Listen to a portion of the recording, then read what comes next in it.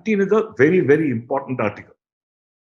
19 contains the difference between democracies like ours and dictatorships that are veiled as democracies. 19(1)(a) contains the single most important and cherished human right, which is the right to freedom of speech and expression. Now, unfortunately, of late, we have had in this country young persons, students, stand-up comedians, and the like, all being booked for freely criticizing the government of the day under sedition laws which are really colonial in nature and have no place under our constitution. On the other hand, you have persons giving hate speech, what is called fighting words in Chaplinsky versus New Hampshire, or hate speech, actually calling for the genocide of an entire people.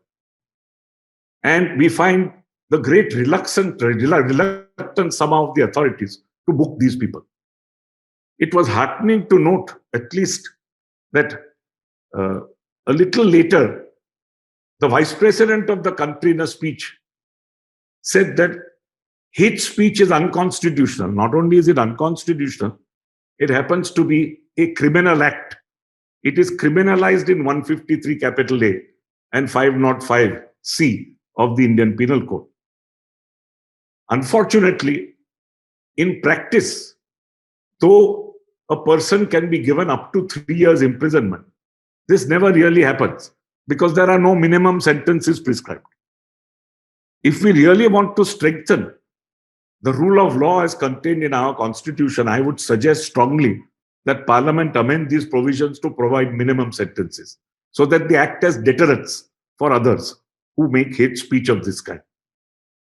We also have, unfortunately, the other higher echelons of the ruling party not only being silent with hate speech, but almost endorsing it. We heard the other day from the very head of the party a juxtaposition of a Mughal emperor known for being a bigot, namely Aurangzeb, as against Shivaji was known to be a secular leader. Now, if, as a matter of fact, fraternity is a cardinal value in our constitution and you want to engage persons in becoming a brotherhood, I would have thought that you should have chosen Mughal emperors such as Babur or his grandson Akbar. Akbar was famous for being perhaps one of the most secular rulers that any nation has ever known at any point of time. And he took after his grandfather Babur.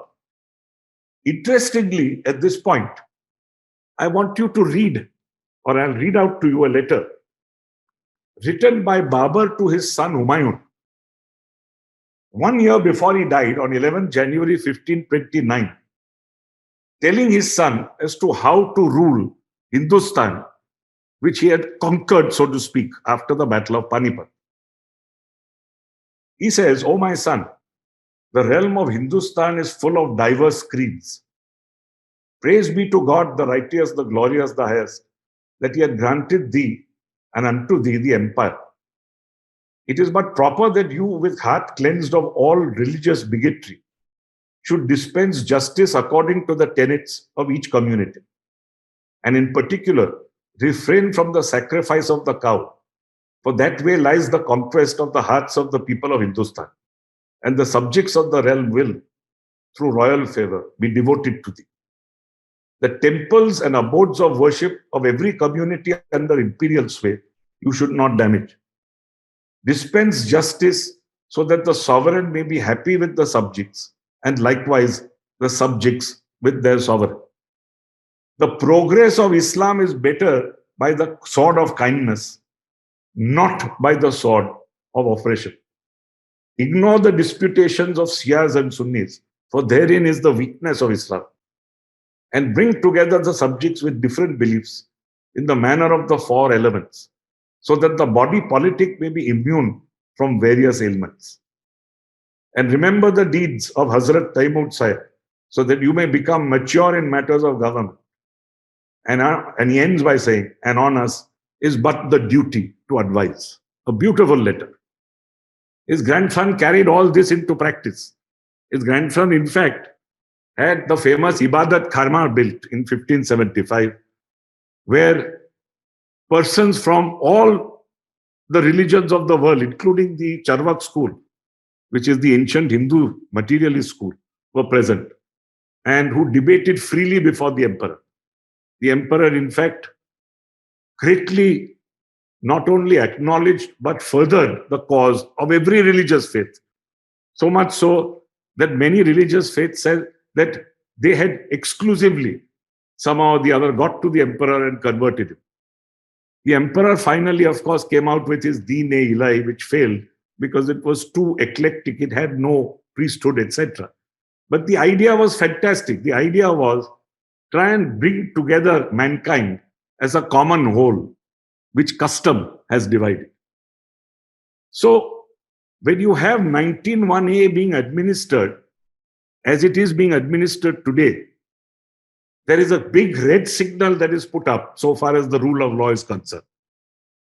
It is time to do away completely with these sedition laws and allow free speech, so long as ultimately it does not exhort somebody to violence and end up as being hate speech.